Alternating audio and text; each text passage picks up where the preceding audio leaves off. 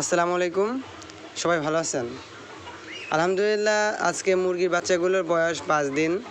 এখানে কোচিন, এই সাদা এটা কোচিন আর বাকিগুলো সব কাদাকনাথ মুরগির বাচ্চা। আমি এদের জন্য আজকে পশু হাসপাতাল থেকে BCR/DBর ভ্যাকসিনটা নিয়ে আসবো। আমি 6 থেকে 7 দিনের দিন ভ্যাকসিনগুলো দিয়ে দিব এই জন্য। তবে ভ্যাকসিন নিয়ে আসার ক্ষেত্রে বাইরের যে পরিমাণ গরম, অনেক সতর্কতা অবলম্বন করতে হবে।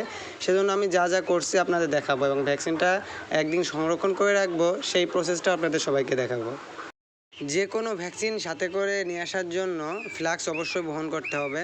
আপনারা ফ্লাক্সে পর্যাপ্ত পরিমাণে বরফ রাখবেন এবং ফ্লাক্সের মুখ সুন্দর করে এঁটে রাখবেন। আমি ফ্লাক্সে করে BCR/DBর ভ্যাকসিনটা আমাদের পশু হাসপাতাল থেকে এনেছি এবং এটার দাম নিয়েছে মাত্র 25 টাকা। তারপর আমি ফ্রিজটা ওপেন করি এবং ফ্রিজে দেখি টেম্পারেচার কত আছে। একটা বাটি নিয়ে আসি, বাটিতে আমি ভ্যাকসিনটি ফ্রিজের একদম উপরের তাকে রাখবো, অর্থাৎ নর্মালে সংরক্ষণ করব। সেক্ষেত্রে আমি প্রথমে বাটিতে কিছু পরিমাণ বরফ দিয়ে একটা ফ্রিজের নির্দিষ্ট তাপমাত্রার সমান বাটিটাকে রাখলাম। আর আমি এই ভ্যাকসিনটা হাত দিয়ে স্পর্শ করবো না, আপনারা কেউ হাত দিয়ে স্পর্শ করবেন না, কারণ আমাদের শরীরের টেম্পারেচার অনেক হাই। আমরা চেষ্টা করব ফ্লাক্স থেকে সরাসরি যে বাটিটাতে আমরা ফ্রিজে সংরক্ষণ করব, বাটিটা প্রথমে ফ্রিজে রেখে একটু টেম্পারেচার কমিয়ে তারপর ফ্লাক্স থেকে সরাসরি বাটিতে আমরা ভ্যাকসিনটা ঢেলে দিব।